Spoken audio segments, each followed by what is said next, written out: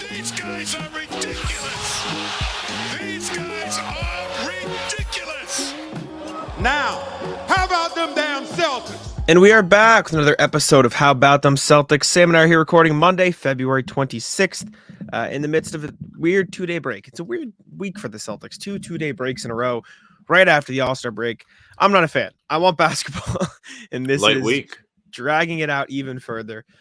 Before we get into everything, it worked the last two videos, and so we appreciate y'all. Make sure to leave a like on the video and subscribe to How About Them Celtics. We're dropping pods every Tuesday, Thursday, Sunday, and then talk and see you with Bobby Koritsky of SI Media Group on Monday, Wednesday, Friday. So plenty of content, including daily videos. Regardless, 5 a.m. you get a video on the channel. So make sure to subscribe, turn No the matter what. notification bell on, and comment what's popping on the video for a chance to win a $10 Incognito gift card.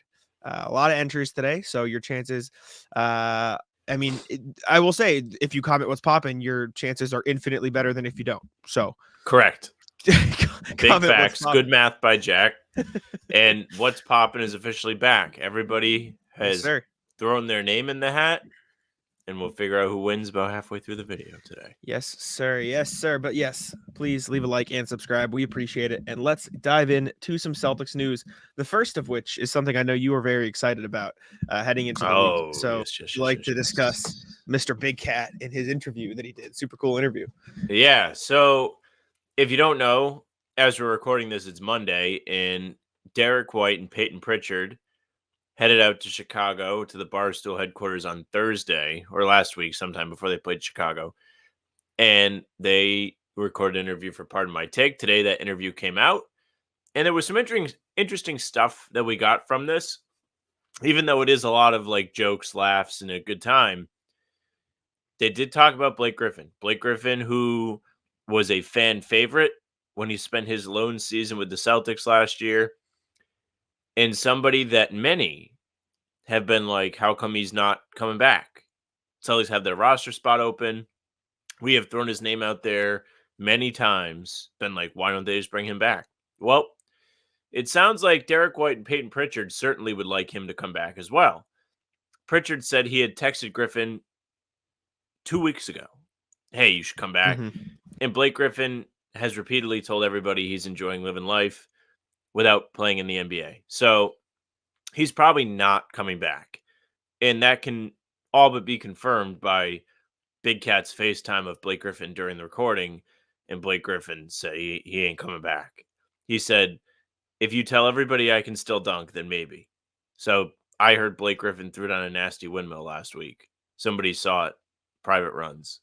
I heard he was dunking as well. I heard he did a super cool between the legs at an open gym in California. He actually jumped over that Tesla truck. Mm-hmm. Yeah.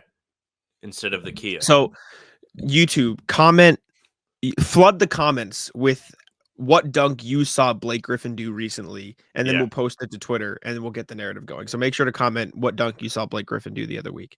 No, this was sick, though. I'd love Blake back. Blake was Ultimate Vibes guy. As soon as Big Cat asked Derek and Pritchard, was he as good a teammate? They were like, yeah, dude rocks, basically. Like, he's awesome.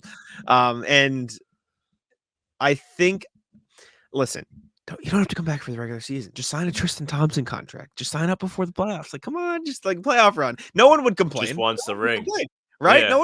No one would care. I'd like it. I think it'd be sick. He sounded like he was thinking about it. Like, it was like, it was one of those things. Big Cat was like, come on, like, come back, get a ring. And you could tell he wanted to, but he's like, he's really trying to like be an adult and be like, nah, I'm done.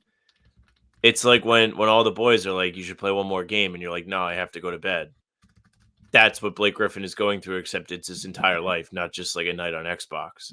And you want to know the outcome of those not play one more? You always play one more. I got one more in me. Yeah, you always play one more game. It's always a one more game if you can do it. If Blake Griffin is going to come back to the Celtics, he should break this news and just tweet out the Vince Carter, I got one more in me. Oh, that'd be so sick. That'd be so sick. I'd love Blake. Just tags the Celtics account. Mm-hmm.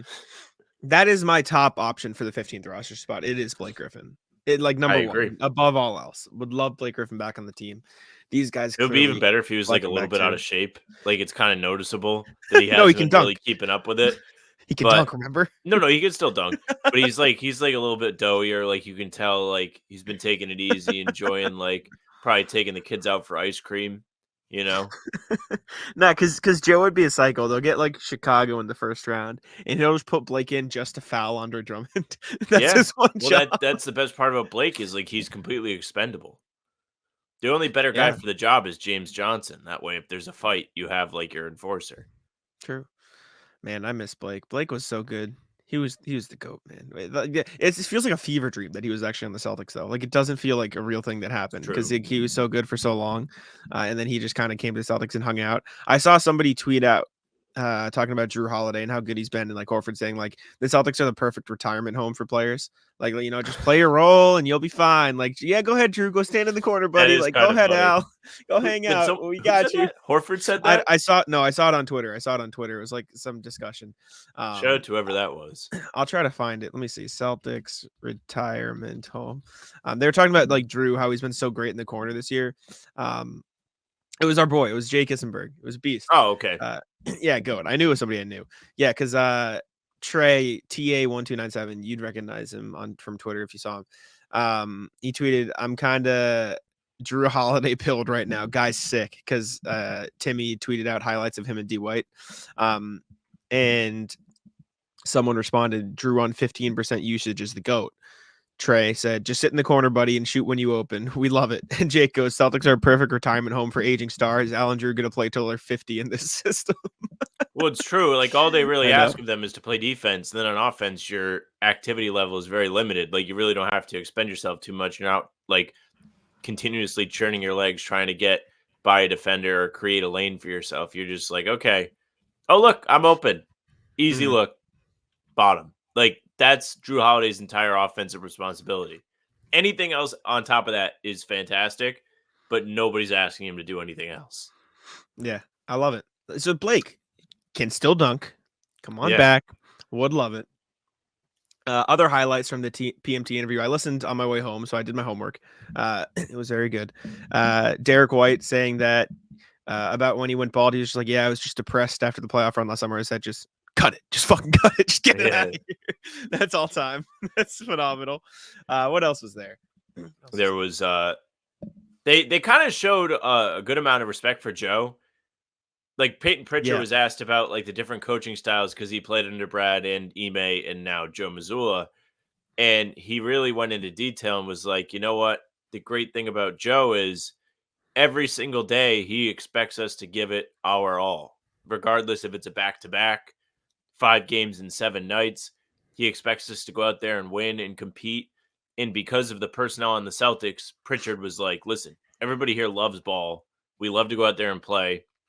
And with Joe at the helm, it doesn't feel like an extra effort to go out there and play the extra games when they are stacked in the schedule like that, because everybody wants to be there and you have Joe just pushing them like day by day, just keep going. So I really liked a lot of the stuff I heard about Joe Mazzulla. They did kind of talk about the town thing and they're like, yeah, he never talks about that. He's just screwing with the media, even though once in a while he'll drop it. Yeah. They like him and they seem to like playing for the Celtics. So they talked about how he's like the perfect mix of like Brad and Ime. Like they said, Brad was very laid back. Ime was very, what was the word Pritchard used? He used a word that was good. Intense. Aggressive or intense. Yeah. Oh, also, they said a fight between LeBron and Ime would be interesting. Yeah, Jarek said I'd pay to watch it. Yeah, me too. Of course, hell yeah, I would. So I think that's fun. Was there anything else? I don't think there was much else. Oh, they tried to goad them into guaranteeing a championship in Boston, and Pritchard gave just like the most phenomenal PR answers. Like, yeah, we'll try our best. Yeah, you know what? That's the goal. That's the. They did kind of land on it'll be a disappointment if they don't win. Yes, which is a fact, and they even kind of talked about it like it sucks because if you can do literally anything. I know you mentioned talking about this. Going to Game 7 in the finals and losing would be a failure. I believe that, and I don't think anybody's going to come on here and disagree because it just feels like they are set up to be a successful team this year. They finally have the personnel to get over the hump. They all like playing together. The chemistry looks good. The connectivity looks good. There really isn't a major weak point that you're like, well, what about this? Other than injuries, which are really out of their control. So, yeah, 100%. It's a good interview. Go listen to it if you haven't yet. Shout out BMT. That's fun. It was a good time. Good listen. Next thing, I just got back from Celtics practice. I was texting Sam. I've been out all day. I literally haven't had a chance to breathe all day. But I'm very glad Celtics basketball is back. I wouldn't trade it. Practice was fine. Joe Mazzulla talked about the Blake Griffin thing as well. Said when he told me at the end of last year that his family was the most important thing, I stopped talking to him about it because I know what it's like to be away from your kids and your family all the time. So like kind of respecting that. Outside of that, there wasn't too much else that was talked about at practice. It was a pretty like generic, like, this is the final stretch run. This is what, this is, our plan. We're going to stay focused. We're ready to keep going. What's ahead of us. I asked Derek about some of the coaches. Derek was shooting, they ended his little practice session because like Derek works with like specific coaches or whatever, and they were just shooting behind the back or over the head, like overhead backwards tosses. Yeah, and for a whole time we're like ready to take the video. Like whenever it was Derek's turn, because like the coaches were too, we'd have the phones out. And the fucking one time none of us have our phones out, Derek makes it, and coach, his name is Ross McMahon. He just looks at us and goes, none of you got it on camera. Are you kidding? And he starts yelling at us. So that was fun. Practice was a good time. I was coming out of the bathroom and I saw Jeff Van Gundy just walking in like with his like full sweats, just hanging out in the offices. I was like, I like had to double take. I was like, what the fuck is that? Well, I didn't. Well, it was so fast. I didn't realize who it was. I was like, wait a fucking second. Right next to him. Yeah, I'm not gonna go back in the bathroom. You should have been like, oh man, I have some left in the tank. Right next to him. I got one more in me. No, but in addition to that, there's a Celtics community event today. That was at the Tobin Community Center in Roxbury. They do them throughout the year, and this one was Xavier Tillman's first community event. I want to find the exact name of the event so I don't mess it up. It was Senior Celtics event in partnership with NEBH, Sam's favorite sponsor, which we like on this podcast. We're not going to say anything bad about. We're not going to say anything bad about it because it's a Celtics sponsored event, and I was welcomed at it. It was over 75 senior citizens participated. They did a game day watch party, and they watched Game 7 of the 62 finals between the Celtics and the Lakers, which was pretty cool. They played games, played chess, played checkers. Leon Poe was playing with them. Xavier Tillman was playing with them. So it was fun. It was cool to see them interact with all the senior citizens who attended. When I heard you say Game 7, yeah, I was like, did they really pull up Game 7 from last year and put it on the screen? No, it was 62. And I was enjoying nice little piece of a Biscoff cookie when you talked about NEBH. Yep. But I thought you were teeing me up on purpose. No. So you're lucky my mouth was full. I was ready to explode. Yes. But it was good. We talked to Xavier Tillman afterwards. I'm going to write it up for Celtics blog, but since this is How About Them Celtics and this comes out, I'm going to talk about it anyways. We talked about his time in Boston. He said he's a very good cards player, so he was hyped to play with them. Yeah. He said he's a good cards player, but they were playing a different game than he was. So I think that was his wink. These motherfuckers were cheating. Yeah, cheating. He talked about this is his first time really living in a city because he was like in Memphis and he just lived in the suburbs out there. And so this is his first time living in an actual city. He said driving, it's not very fun. Talked about the tunnels. You started profusely nodding. Well, I looked at him. I was like, so have you encountered some mass holes on the road? And he goes, I've never heard that word, but yes, I know exactly what you're talking about. These motherfuckers just come into your lane and don't say anything. So he's encountered plenty of mass holes as well. He said it's been good. I asked him about because O'Shea Brissett's Syracuse team beat him in the tourney. And I asked him about it, and he said that was a tough one. That stung, but O'Shea hasn't brought it up. So respect to him for that. But it was a good chat. Tillman seems like a really good dude. And I'll be writing up the full like quotes and stuff because I don't remember them off the top of my head for Celtics blog. So if you'd like more on that, it'll be there. But yeah, he had never heard the term masshole, but he knew exactly what it was, and that should tell you enough about what it's like to drive in Boston. You should have like gave him some like fake term, like you could have been like rats. Like you could have just said rat and like seen rat list. You could get it to stick within the team. Yeah, I know. Shit. Yeah, any rats on the road there, Tillman? He's like, oh yeah, I never heard that before. But rats. Yeah, like all the Celtics are talking about rats. I love it. Yeah, but Tillman's great. He seems like you're super cool, dude. And that was fun. Next thing, Jason Tatum recently talked. Where is this from? You put this on the sheet. Was this like an article or is this like The a Bill practice Simmons quote? podcast. Bill Simmons podcast. He said that Doc told him JT asked for him to give his All-Star minutes to Jalen so he could try to push for the MVP award. W teammate. That's the takeaway. It here. is. W teammate. Big W for the teammates. He saw Jalen having a great game in the All-Star game. He did have a really good game too. He did. He had 36 points off the bench. I'm pretty sure he was efficient. Mm-hmm.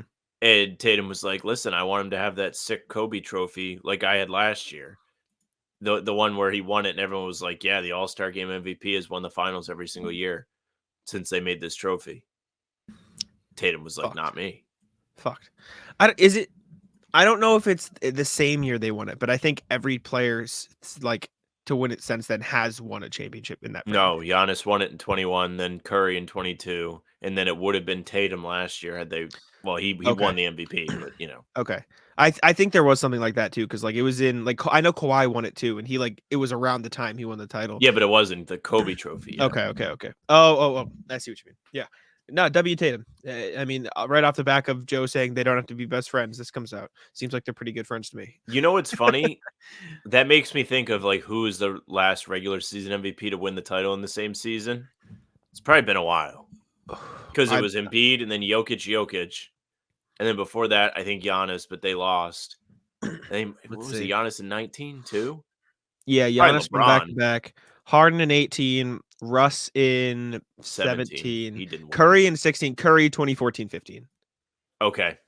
So that was the last one. And then before that, it was KD in 13-14, LeBron 12-13, LeBron 11-12, and they won both of those years. Yeah. And then Rose, LeBron. It doesn't happen that often, I guess. Yeah, the Celtics spoiled Kobe's run in 08. Quit talking about the MVP. Literally, who cares? Because we just went through. Doesn't matter. Doesn't matter if you win the MVP. Just look at Embiid last year. Really doesn't matter. It really does not matter in that case. All right. Next thing, Sam, I don't know how to say this guy's last name, so I'm going to let you intro this. Can I try? So Joe talked to the Man City head coach. That is what we're talking about. Yep. Is it Pep Guardiola? Did I say that right? You're correct. Okay. But you still know more about this, so I'll let you rock. Yeah, I fucking hate Pep. Rat. Fucking hate Me that too. guy. I do too. Yeah. I think everybody, if you're not a Man City fan, you have to hate him. You hate Is that Pep. the rule? He's handsome, but you can still hate him. They're the Chiefs of the Prem, effectively. So everybody saw it during the All-Star break. Mazzulla went across the pond, went to Man City, spent some time with one of the top teams in Europe on the soccer field. And he sat down and discussed the trip over there with Jared Weiss of The Athletic, and Weiss published the article about it today. Mazzulla talked a lot about the similarity between the two games. I think, at least off camera, we have had conversations about this where I'm like, I think soccer is a slower version of basketball, which is why I think it's a lot of fun to watch. Mm-hmm. That was the consensus of this piece. Mazzulla talked a lot about this, and this is what he had to say to Jared Weiss. He said, that is what the game of basketball is about to me and what counter-attacking in soccer is about, Mazzulla told The Athletic. So I study a lot of Man City. I study Pep a lot. I think he's the best coach at any level in any sport. It's had a huge influence on me. He's talking about the fluidity of the game. He said, everybody tries to break basketball up into offense and defense, but it's one game. If your transition defense sucks, everybody talks about your transition defense. But if it's your spacing and your decision-making and your shot selection, then it's your transition defense. I think where basketball and soccer are the same is the transition is happening so fast. You can be on offense, and 2 seconds later, you can be on defense. So the game is constantly changing. This is big facts.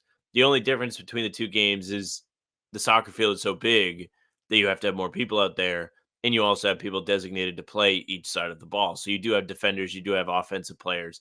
But to his point, on a counterattack, they just get out and run.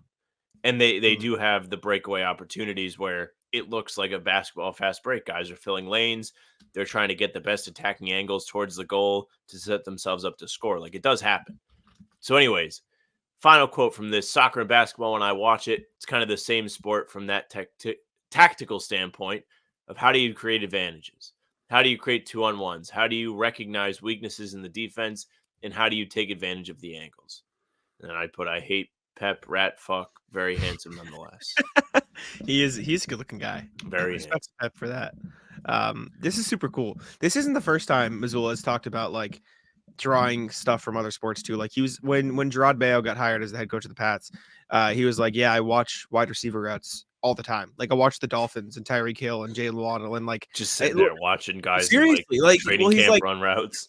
Well, he's like, I watch the game so I can study how they get open and draw it to like screens, cutting off the ball, stuff like that. Like I think it's so fascinating the way that he attacks the game. Like he's fucking psycho, and it's been talked about like time and time again. But he's really just sitting there.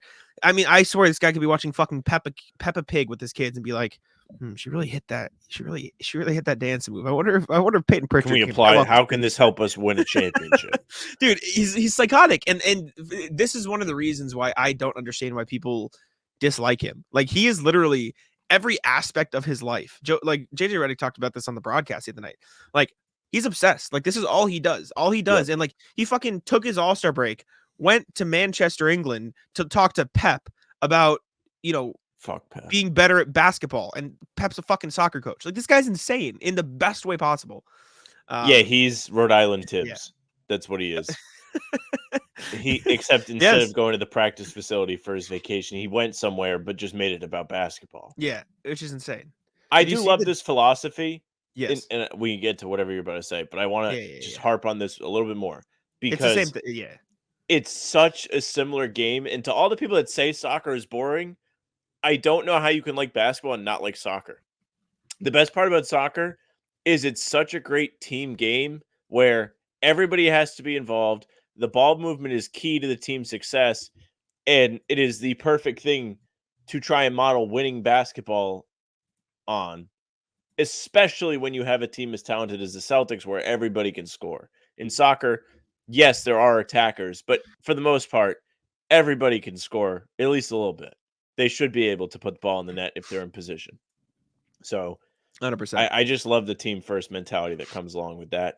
And big credit to Mazzulla for just being absolutely locked in at all times. What I was going to say is why the fuck did he get Joe on his jersey and not Mazzulla? What are we doing? It is a little bit funny. For audio listeners, we're looking at the image. So Joe and Pep took a photo together where they like held up jerseys like it's a fucking jersey swap. Yeah. And Pep has a Celtics jersey, number 4, by the way. Shout out to your holiday. That says Guardiola on it, and Joe has a Man City jersey but instead of Mazzulla on the back, it says Joe on the back. It's a soccer thing. Sometimes they'll put their first name on the back. Oh, I know, but like, why? It's a flex. Is it? Is that what it is? It's flexing. Everybody can just know him by his first name. Like when you hear Joe, you think of him no matter what. Joe's a special person, man. I love him. My favorite thing about Joe is he looks extremely different when he is clean shaven versus when he has like the same facial hair that we have. Yes. Which says a lot because we don't have any facial hair. Mm-hmm. So I bet he can like if I went to the game tomorrow and I don't shave, he'd probably be like, respect. Like he probably respects you. He's like, yeah, we're in the same boat. Joe's different, man. I love him. He's such a character. It's very fun. All right, let's go check in with the email. But first, it's What's Poppin' time. And we are going to be giving away some popcorn. Let me pull up the wheel and reveal to you. Pull it up, Jack. I don't even know how many entries there are. Let's see. A lot. 1, 2, 3, 4, 5, 6, 7, 8, 9, 10, 11 entries for What's Poppin'. Again, comment What's Poppin' on this podcast in the comments for a chance to be entered to win a $10 Incognito gift card. I will provide a warning. Hal, who is our guy at Incognito, emailed me and saying they are closed February 28th through March 6th. So if we do hook you up with a code, it's going to be... It might not happen right away. Yeah, but you will get your still code. Going to get your reward. Yes. Just warning you now. However, let's spin the wheel. See who's winning some Incognito popcorn. Big boy. This is a huge spin. This is March Madness for Incognito, pretty much. Oh my God. Henry is lost. He is the new Timo. Shout out to Bryant Lynch. You are our winner today. So you can email us hbtcpod@gmail.com. You can, what is it, the phone number they need, and email comes along with it, and then your name. And that's the information they need to send you your prize. Yeah. Yeah. Phone number and name. Full name, phone number. That's all we need. We appreciate you. Sorry, Henry. Maybe I'll just buy you some. Right? You can buy some yourself. We've gotten nepotism complaints, so it's all right. All right, let's go Henry to actually doesn't exist. It's just Jack trying to enter. Yeah, my bad. Sorry, guys. Here's the email. I thought it'd be funny to show you guys that we got a spam email here. We sure did. I didn't open it, but I'm not clicking on it, but I opened nope, the email. not clicking it. So shout out Jenny Hendricks for trying to get all Learn of our Chinese. personal information. Bum. A few emails Doesn't from RJ make here. sense. Still hits. What's poppin'? A weird little stat. Evening, guys. Just finished watching the Celtics put away the Knicks Saturday night, and I've said recently, a win means everything was good. So onward to an odd little bit of data for the season. We're all familiar with the quote last 10 column in the standings. What a team's win-loss record in the last 10 games. Right. Celtics this year have never had a 10-game stretch where they were 5-5 or worse. They were 6-4 once. The rest of the time they've either been 8-2 or 9-1, and they haven't gone on a 10-0 run. Next four teams in the East have had at least one sub 500 stretch. The Cavs started out 4-6 this year. The Bucks recently had a 3-7 stretch. With tonight's loss, the Knicks are on a 4-6 slide. Celtics have become a very consistent team regardless of who is on the floor, and this is why I'm less worried about who we draw in the playoffs. I think we can kick anyone to the curb. Be well, RJ. Also, important piece of information: Derek White and Peyton Pritchard said fans allowed to say we. They did in fact say that. They said that did break me. I meant to mention that. I almost drove into a telephone pole on purpose when I was listening to that. I've ever since Keith Smith said it, I remember him talking about it. Fans can say it, media can't, because fans are part of the city. They're part, like it is slightly different. I despise it still. Derek and Peyton overrule you, unfortunately, and I'm sorry, and I know that's tough. Just know if you're saying we, you are Drake when he went to the Kentucky film session, and it's bro thinks he's on the team. I won't gatekeep you from saying it, but just know that's what you are. Sam just thinks less of you. It's all right, except for RJ. RJ's allowed. Our listeners are allowed. RJ, I think slightly less of you than I would the normal person, but less nonetheless. Yeah, this is cool. I mean, the Celtics have just been the beacon of consistency this year, which is why they have this massive lead at the top of the conference. Something that I think Joe and Derek White, or maybe just D White, was asked about at practice today, and he was just like, "Yeah, we don't really pay attention to that. We're just kind of playing basketball," which is the correct mindset, and I think the reason why they have been so consistent. Yeah, the day-to-day is really the whole mantra Mazzulla has pushed, and these guys staying engaged every single game, even though it doesn't always feel like it. The lapses are a lot shorter than they would be last year, where instead of an entire game, it's a quarter. And as annoying as it can be to watch, in the grand scheme of things, you're getting a pretty good deal here. So as long as they finish the job, this is going to be a season to look back on being like nice. I will also say, I'm not saying you're wrong. Like, there definitely are some frustrating moments with this team, but I do think, like, I can only imagine even like one tier down, like watching the Wolves or watching the Cavs, like the level of, yeah, these are some frustrating moments. Yeah. Like, we're just very spoiled. Suite. Sam is complaining about having 2-ply toilet paper instead of 3-ply, while the Cavs have fucking single-ply. The Cavs are wiping their ass with their hands, dude. It's fucking... The Pistons say, no, the Cavs have a leaf. The Pistons are using their hands. Next email from RJ as well. What's poppin'? My wish for the Celtics. Afternoon, folks. Well, folks are worried about who will the Celtics get in the first round and when will we play so-and-so. I'd like to see the Celtics close out regular season by getting at least one victory against every team in the league. There are only 4 teams the Celtics have yet to defeat: Denver, Golden State, OKC, and Charlotte. Denver may be the toughest out here, with being Denver and Denver having the Joker. Huh? 6 teams. Who else haven't they beaten? Portland, who they have not played. Yet, but true. And Phoenix, who they have not played. Yeah, true. Okay, well, I guess yes. That But they Phoenix haven't had one the popped chance into yet. my head the other day because you remember the day you were like, "Who have the Celtics not played yet? Is it only Portland?" And we couldn't think of anybody. The Phoenix Kings at is the the time team. too. Yeah. Yeah, But these are the teams that they have played yet. Saying it could be tough with Denver having the Joker, but the Warriors seem to be rounding into their annoying playoff run selves. OKC is fast and talented, but we get them in Boston. Charlotte is the only team we get two chances at, although the next one is on April Grant. Fool's Day.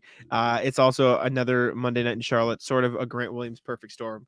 Regular season wins don't count in the playoffs, but they do go a long way of evicting those fears that want to live rent-free in the fan base's heads. Be well, RJ. Derek White also talked about how they don't really care who they play in the playoffs on PM. Yeah, And then my other thought, you mentioned April Fool's Day against Grant. That is the perfect.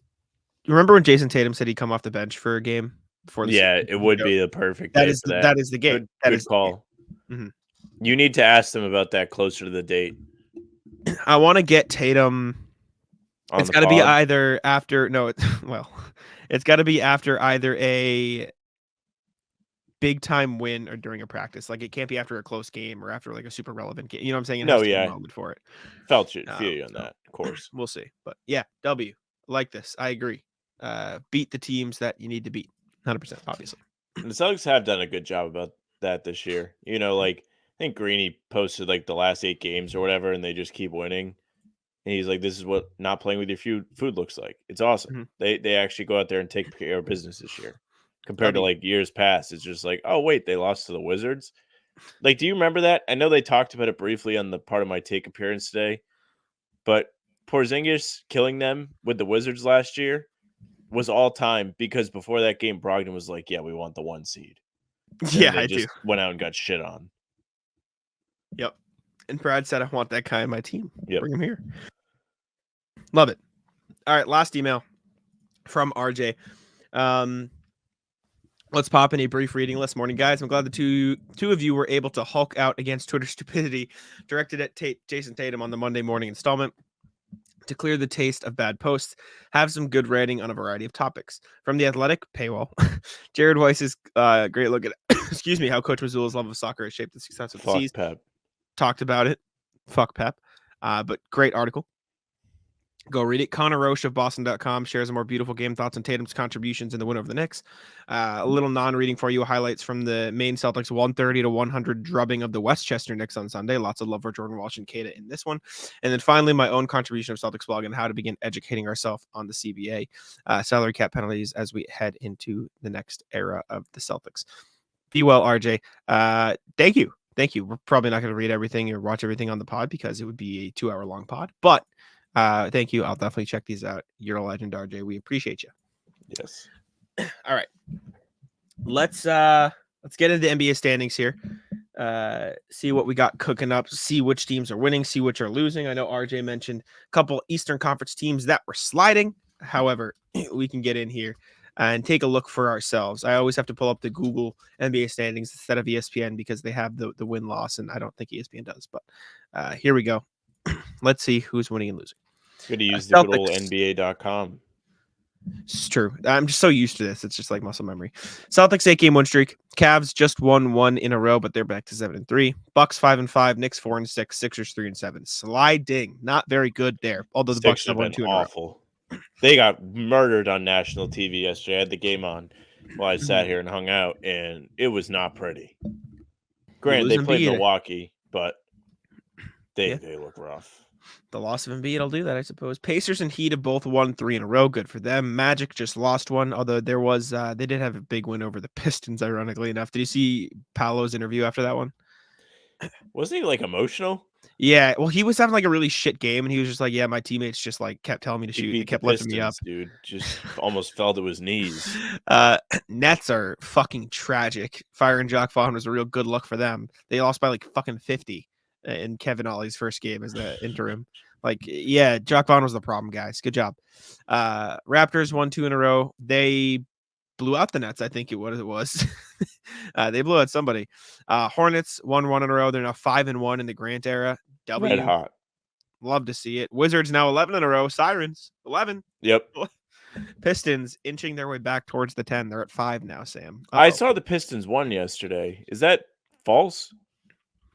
Because I saw Legion Hoops tweet out that they now had the same record as the Washington Wizards.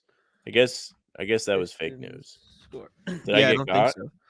They lost on the 24th. Yeah, What they the lost to hell? the Magic on the 24th, and they haven't played since. Oh, there's I saw no the way same I'm tweet. finding these notifications that I'm looking for with what I saw happened today.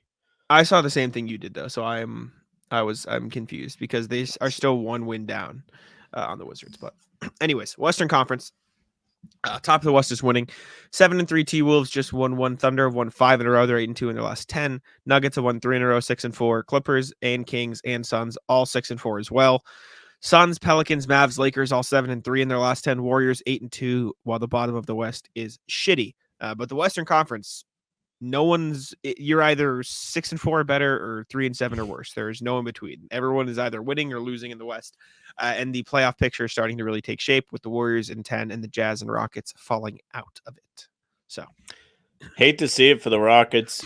Really felt like this could be a nice jump year for them. It hasn't been. Started off solid, but couldn't keep the momentum going, and instead you're going to see Adam Silver's wet dream of a play-in with the Lakers and Warriors having to win probably 2 games apiece to get in. I mean, only one can make it, but they're going to get to play all the play-in games. Yeah. And for those wondering if you'd like to see the Celtics standing atop the league, they have a 5-game lead on the Timberwolves and Thunder, 6.5 on the Nuggets, 7.5 on the Cavs, and then other Eastern Conference opponents, 8.5 on the Bucks, 11 games up on the Knicks. So Denver and Cleveland and even the Clippers all have a big stretch ahead to enter that 40-20 club. They do. Shout out to the Timberwolves and Thunder for getting there, by the way. Finally, about time. Who would have thought? Who would Not have thought? me. That's right. All right, next thing. Clippers have rebranded along with their new arena that they'll be moving to next year, which is very cool. Is it next year or is it the year after? Perhaps it's the year after. What I do know is the branding. It's going to take them a while to build the wall. Yes. You're a motherfucker. The branding is next year. So let's take a look. Give our thoughts. I'll pull it up here. I believe there's an article about it on SB Nation. Yeah, this is perfect. So SB Nation, shout out Ricky O'Donnell and our employer, SB Nation Legends. Thank you. Put out an article about it, looking at the new branding. Here it is. Make waves. The new look of Clippers basketball. 3 super cool jerseys here: a blue one, a white one, and a red one. Very simple. Red, white, and blue the same as usual, but a new font, kind of cursive-esque. A brand new logo as well, with a boat in the middle with the giant C. Thoughts, Sam? I am a fan of this. I think the Clippers jerseys really for like the last 10 years have sucked. I have not been a fan of the current basketball logo with the LAC in the middle of it. I think it looks stupid. I think they're very simplistic as is right now, and they try and look kind of modern, which sucks. I am a huge fan of this rebrand. Their logo looks like an actual logo instead of a stupid, I don't know. If you look at all the NBA logos, right, and you look at the current Clippers logo, one of these things is not like the others. It's the worst It logo. just looks different. It stands out, and it's just not fun. This one, while it's not perfect, I know Cam tweeted about it, Cam Debatabai, and was like, he didn't like there's just too much going on with this, which I can kind of see. And I also don't know if there's actually a basketball in the logo, which is I kind of see it. It's right. Do you see the I think it's not really a basketball. I know, but I see. Yes, the underbelly of the ship is a basketball. Okay. Yeah. Kind of cool. This would be a sick logo if they're from Rhode Island, just because that's kind of our thing. But the uniforms, I am a fan of these uniforms. They're heat. It's kind of funny that they are literally Wizards uniforms without the stripes.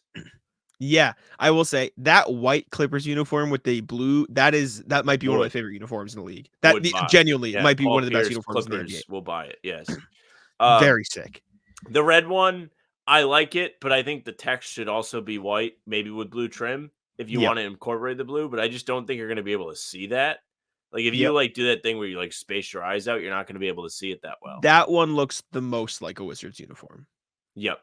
The red one. But I'm still a fan of them. I like the piping on the sides. I like it around the neck and in the shoulders. I'm in. And it's just a good look. So The good for the red Clippers. one has something else on it as well, I The think. Jordan logo, No, here. It's the got like the Jumpman. nautical stuff Oh, down okay, the I like side. that. Very cool. Yeah, no, I know Cam said he wasn't a fan. Clippers did a fucking great job with these. These are So very clean. Look at the another blue, the thing about this teal. Clippers rebrand, Yeah. I wish this is the only thing I'll say. I wish that the navy was the teal. You know how they have that little teal undertone there on the piping? Look at Yeah. the shorts. If that was the primary color of the dark ones, I think that'd be fun. I saw twin wow. I don't even know where I was going with that. I saw Cam tweet out. I was trying to say tweet and Cam at the same time.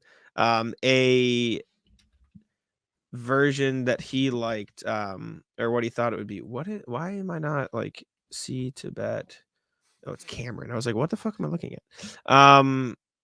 He tweeted out what he thought it should be, or like the design that somebody tweeted out. He likes this. This is That what he wishes. Yeah, this is what he likes. What could have been. that is the Wizard City edition. That's what it is. That everyone's like, this is the worst thing ever. They should have never chosen these colors. They don't work together. No, this would be awful.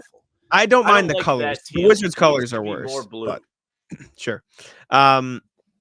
Rest of the article is just like the jerseys in full. They do have the teal on the side of the on one side of the white. You can see it like sort of on the edge. The nautical things, very cool down the side. They explain it with stuff we probably don't These care are always about. my favorite. They're Yeah, like, the scene. hey, we did this. You didn't notice because it doesn't matter, but we're going to tell you anyway. It's like the City Edition Celtics jersey. It's like you see that like tan on the side. It's actually not gold. It's supposed to be the peach baskets that they had in Springfield. This is the worst. Compass cardinal directions pointing north to the N in Los Angeles, providing timeless direction. Honestly, that's kind of fire. I can't even. I like the N being north, but providing timeless direction is cringe as shit. All they had to do was be like, "We going up." Yeah, right to that's the top. cool though. I like that the N is up there. I didn't even think of it. New court as well. Clean, easy, clean. Yep.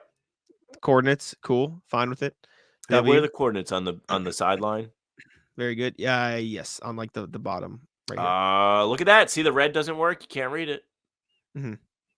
Yeah, I'm in. W Clippers. I'm a big fan. Like you said, I think you are as well. Shout out the Clips. Good job. Okay, Sam, LeBron was complaining again, and you saw it and I didn't. Shocker. Tell me what happened. So this is not directly LeBron. It could be LeBron using Windy as a mouthpiece, but it is about LeBron's future. Sure. So Windy was on First Take today, so take this with a grain of salt because it is First Take. But he talked about LeBron's future with the Lakers. He said, I don't think this is LeBron's last stand. I don't think this is the Lakers' last stand. First off, I think LeBron is angling to sign a multi-year deal in the offseason with the Lakers that will be 9 figures, meaning it'll be worth over $100 million by the end of it. That will even be bigger than the deal he is on now. You say 2 or 3 years. Do you say multi-year? Sorry, it says multi-year. Okay, sorry. Now, whether or not he's able to finish that deal, whether or not the Lakers want to give him a 3-year contract and pay him $60 million when he's 42 years old, that's a different discussion. So, we have had this chat before. I'm not convinced the Lakers should do any of this. Maybe you do it because you think that somebody's going to want to trade for him and you can get stuff back instead of him just leaving for nothing. And if that's your plan, then fine. Because I'm sure there will be a team that's that desperate. They're like, we haven't been relevant for a while. Our fans deserve this. Maybe the Knicks, like they're really trying to just be, we're finally going to be there. But more seriously, like a team like, I don't know, the Pistons or Washington or somebody that just hasn't been a real competitive team in quite some time, Utah, something like that.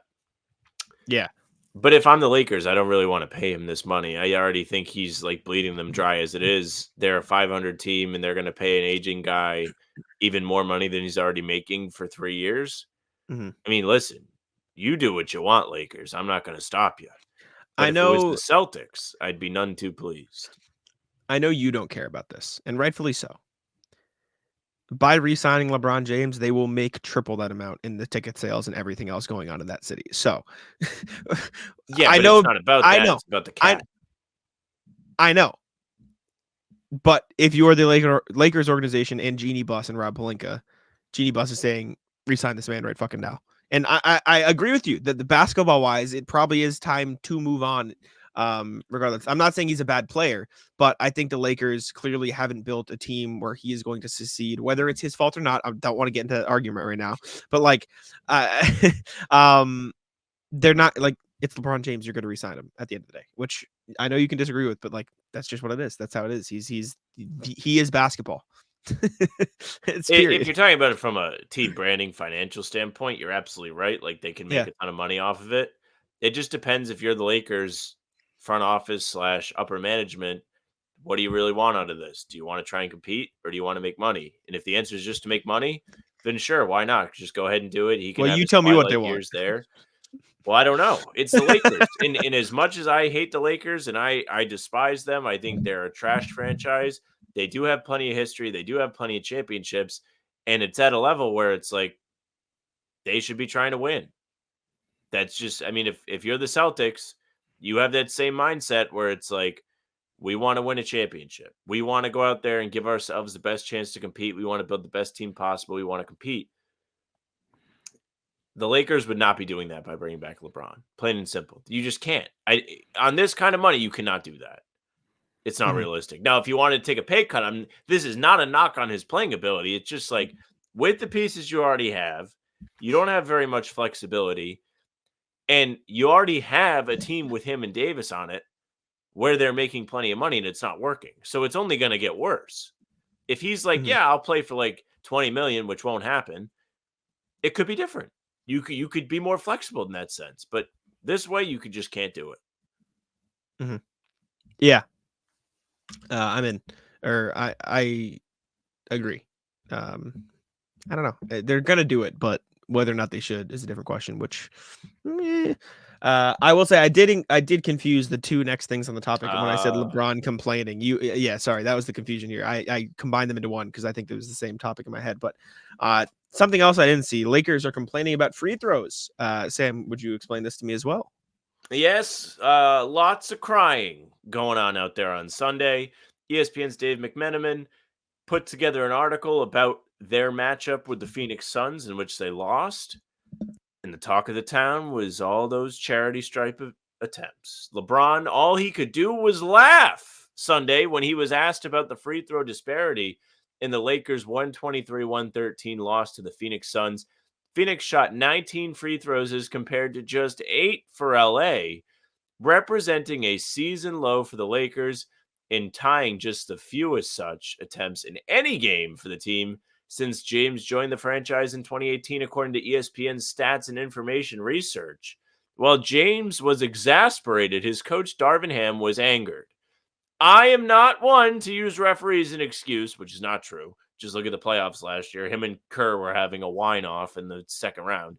I am not one to use the referees as an excuse, but it's becoming increasingly tough because of the inconsistency. I'm seeing our guys get the same contact on them as we're supposedly committing, and the whistle is not being blown. Now, Jack, I don't know if you've ever heard of a little Twitter account called StatMuse, but they did tweet this out conveniently today.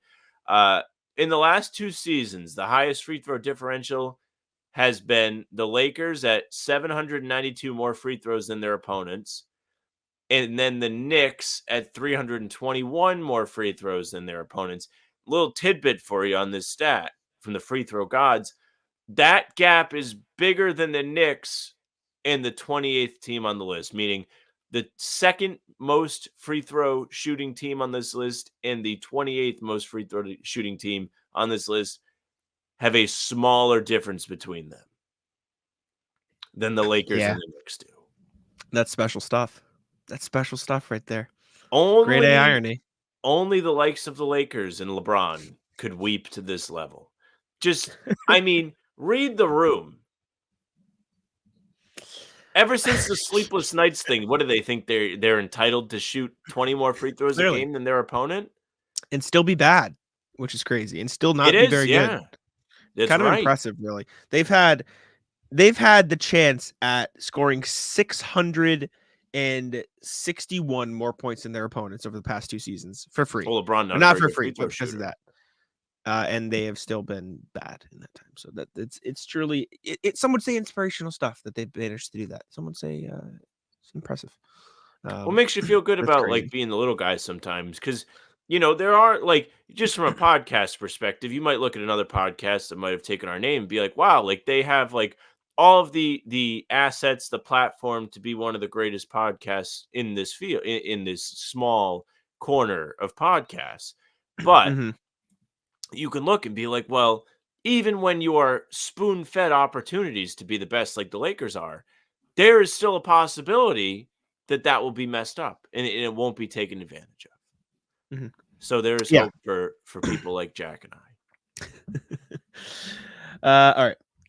Last NBA thing we have is something Sam doesn't know about yet, but it's about his Pistons. So Sam, I cannot believe this already, and I haven't even heard it. hoops hype. Mm. More specifically, Dionysus Aravantinos. Dionysus Aravantinos. Sorry if that's incorrect. Did an article for Hoops Hype. How would the 23-24 Pistons do in the EuroLeague? They would dominate. We asked a bunch of EuroLeague players. So let's take a look and see what the EuroLeague guys had to say about the Pistons. Did they now? potentially Is this in the EuroLeague. anonymous or is this No. they put their name on the line? Yep, name on the line. Okay. Let's see. Chimo Maniki, who was on the Kings last year. They'd be in the play-in max. That's what people need to start asking. Think about all the young guys they have dealing with the European coaches. They wouldn't do that well. It's not about basketball rules, and what you're used to matters. Guys are averaging 20-plus points over there. You come over here, it's a 40-minute game, and you don't play the entire first quarter. How are you dealing with that? You're averaging 14 minutes a game, and in the NBA, you can play 26 minutes. It's different, which I understand what he's saying. I do think the impact of that is different, but that is the answer. Play-in max, says Monkiki. If Adam Silver had any ball, we haven't even done the whole article. If he had any balls, he would be like, "All right, midsummer Pistons versus take your pick of the EuroLeague team. We're going to settle this in a 3-game series." I say relegation. Will Clyburn, first place. Just the size and athleticism. It's a reason why they're the best players in the world. They will adjust to the game and the way it's played here, and from there it'll be easy. So different. Respect. Jerron Blossom game. Hard to say, but they would be a playoff team for sure. The biggest difference between the NBA and the EuroLeague is the shot making ability. When they've adjusted to the rules and the style, they would be a good team. That's right. Jalen Smith, I think they'd finish in the Final Four in the EuroLeague. NBA guys are good. Even though some bench players in the league don't look good in the NBA setting, they're still at that level for a reason. Freddie Gillespie. With the right coach, they're finishing no lower than 4th or 5th. Doing well in the NBA is all about star power. Doing well in the EuroLeague is about the depth of your team, and the Pistons would have a deep team in the EuroLeague standards. Inexperience would be the biggest reason they drop games. The NBA is for the young and the hungry. The EuroLeague is for the matured and seasoned. That's why I think the coach will be a huge factor too. I think, the coach would have to cover the gap in experience. Monty, who I saw something today, and one it was of the like, goats. Marvin Bagley's playing super well in Washington this year, and Mike Muscala, who was playing super well when he got to Detroit, is now out of the rotation. He's playing Evan Fournier and Malachi Flynn over Marcus Sasser now, which doesn't have Pistons fans too pleased. But I would play Evan Turner.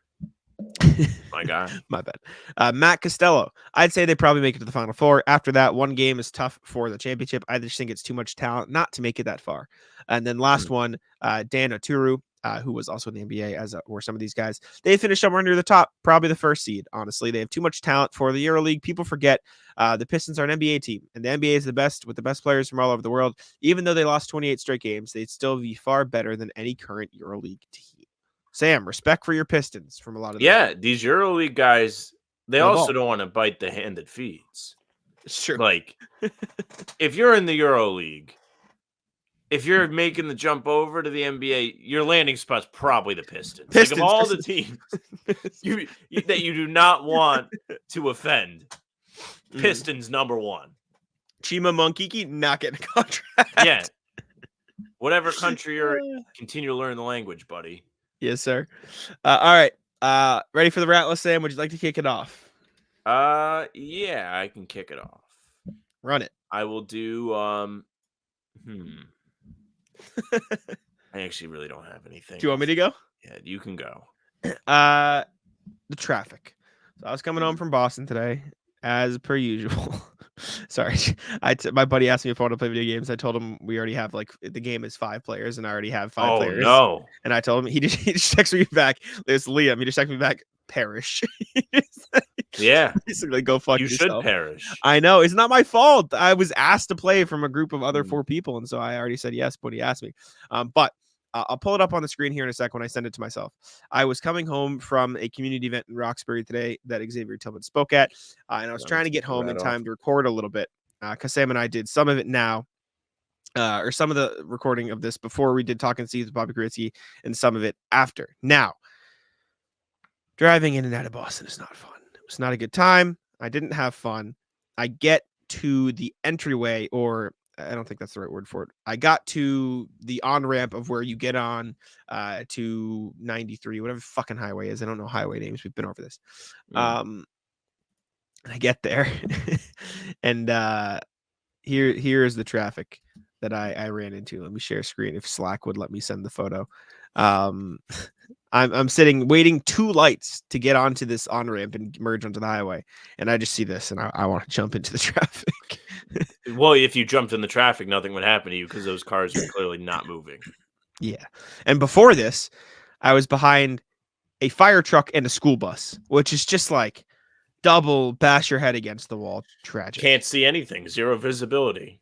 It was awful. It was terrible. So I had a terrible time driving home today. I was very annoyed. Rat list is to the surprise of nobody, Knicks fans. I hate Knicks fans. I continue to hate Knicks fans. I despise the Knicks and their fans. I tweeted out today, you probably saw it because over 2 million people did, don't worry about it, a clip of a car merging onto a highway and then immediately stopping and then getting rear-ended. And I quote tweeted and I said, "This is how Trae Young draws a foul." Now, oh my God, I didn't realize it blew up like that. Holy shit. Yeah. So, a good friend of mine on Twitter, Frosty Bias, he is the captain of the OGs on Twitter, and he loves to tweet about basketball history. He replied to me and goes, "This is also how Jalen Brunson draws fouls." Yeah. And of course, everybody saw this tweet, including the Knicks fans. So they started replying and they were like, "No, absolutely not. Blah, blah, blah." They were like, "Celtics can't even beat us when they're healthy." Celtics not healthy on opening night, buddy. They fucking beat you then. And I'm just laughing at this tweet. It's also not the Celtics' fault that the players on the Knicks can't stay healthy. You play who's in front of you. This is a phenomenal tweet. I tweeted it and I was like, I think this one could be a good tweet, but I also have like a lot of tweets that I tweet out and I'm like, I think this is funny. Usually when I tweet, I think it's funny, but everybody else agreed today, so it feels good. This was absolutely this white car's fault, by the way. Like, what are we fucking doing? Yeah, like why are they mad? What are we? Because they're looking to create a scene and probably gaslight the other driver. Be like, why would you hit? Yeah, fuck you. In the NBA, that's the other driver's fault. Clearly, I'm a Hawks fan, and this is hilarious. Respect, Hawks fans, no ball. That's awesome. Ratless Henry, although it's not really his fault, it's my fault. No. So poor Henry. we were going home for basketball. He didn't win popcorn. Now he's ratless. Yeah, no, it's not actually his fault. It's my fault. Coming home from basketball, or getting ready to leave. I'm like, he's like, "You hungry?" I'm like, "Yeah, sure, we can get food." And I'm like, "Do you want to pick it up, or you want to just order something so it's ready when we get there?" We can order something. I don't know what you want. We're walking out. He goes, "You want Chipotle?" I'm like, "Sure." Mostly because I'm like, okay, that's obviously what he wants. I'm good. I'll get it. Chipotle fucks up my stomach every time I eat it. Does it really? I'm up all last night, acid reflux, can't sleep, toss like bad. Like I'm still feeling it now. It's just I don't know. It's pretty clean too. It's not like you're not eating like a bunch of shit. Like it's I don't know if it's like the salsa I got, or if it's like the beans, or if it's the meat I got, or it just always fucks me up. And so last night was more of the same. So not really Ratless Henry for suggesting it, but Ratless for me for it'll be different this time. It's okay. That's like me. So I think I might have talked about this during the summer, but early in the summer last year, I got on this shake kick at my house. So I'd have frozen fruit, almond milk, protein powder. I make protein shakes with fruit. It was awesome. Tastes like a damn milkshake. We had like this protein powder that was like strawberry shortcake flavor, vanilla cupcake, like brownie, like you had like cookies and cream. Like you could have like pretty much what you wanted. And eventually I would drink it and just be like strapped to my bed all day. Like out of nowhere, one day my body's like, that's enough of this, buddy. And then you got my No more for mom you. who's like, well, why don't you keep trying? Well, I did it like a second time and I had the same result. And I'm like, I'm not doing this. This like ruins my whole day. I can't even move. It was awful. So I That's do really feel your bad. pain on that, especially if it's something you like. It's terrible. It's bad. It probably was great too. Like I ate the whole thing. It was phenomenal. It's just I was up all night and then I had to be up early too to leave. It was tough. Disaster. Rat List is the kid that works at the rec center because he doesn't do a fucking damn thing. We're playing our pickup runs last night, and the court is the dustiest I've ever seen. I'm out there slipping and sliding. I'm wiping the dust off the bottom of my shoes. My hands are dark gray from the dust.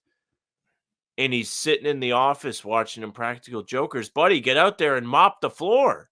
Get the dust off there. If I fall and hurt myself, I could own the city.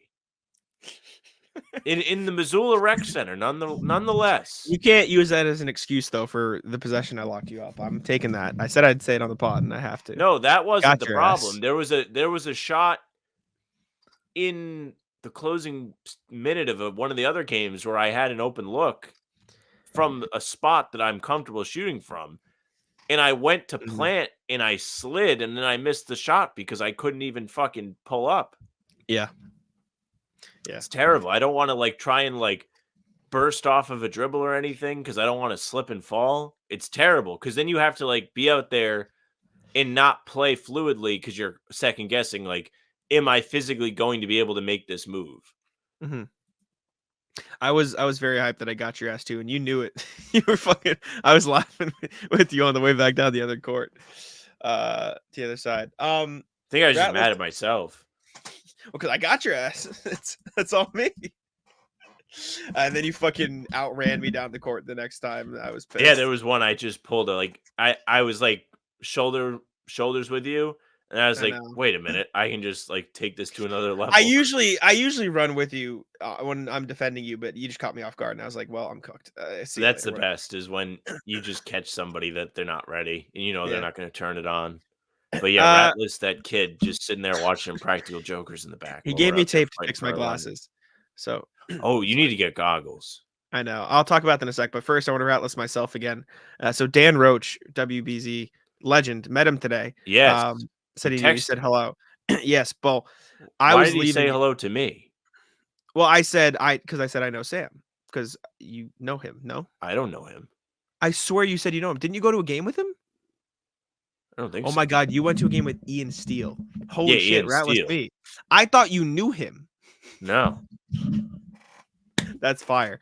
I got them confused, so I thought Dan was him. So I was talking to him. No, Dan Roach works at WBZ in Boston. Ian works at ABC6, where I was at. Dan Roach probably thinks I'm a fucking moron then. No, he probably just thinks he doesn't remember. That's fire. Well, he was like talking to me like he knew you. I got the two people confused. I got Ian Steele and Dan Roach confused. And so I was talking to you were texting me like Dan Roach is here. And like, I know who that is. So I was like, oh, like that's when cool. you responded like, oh, that's cool. He's a great guy. I thought like that. He is a great guy from all accounts. Motherfucker. That made it sound like you knew him. Whatever. Confusion. That's not why I'm ratlessing it. So I'm leaving and he's getting ready to leave. And he did the whole, like, he's going into the bathroom. I was leaving. He's like, oh, it was great to meet you. And I got stuck between like, nice to meet you too and have a good day. And what came out was just terrible. Like, it was just like, that was me. Yeah. Like, it was just nothing. It was just fucking not even close to a word. Did you know I have a podcast, by the way? I don't think you would know, by the way, I just tried to speak to you, but I do talk behind a microphone every single day of the week. I'm probably sound like a huge asshole now because I went up to him like, hey, Dan, it's great to meet you. I host a podcast with Sam because like I thought he was the guy that knew you. I mean, they're also like a bunch of Sams, so. No, I said your last name. I said Sam. Oh, okay. That's fire. That's so funny. He probably thinks I'm dumb as bricks now. That's great. All right. You got anything else? I got one more. So it's You got. I'm hit it. gonna do it. Rat list is nostalgia. So yesterday, me and the boys played Xbox all day. It was fantastic. It was the greatest day I've had in quite some time, and I did it all right in the seat, believe it or not. And the reason why it was such a fantastic day is because we realized that the Friday the 13th servers are back up now. Friday the 13th is a legendary game. It came out 7 years ago now.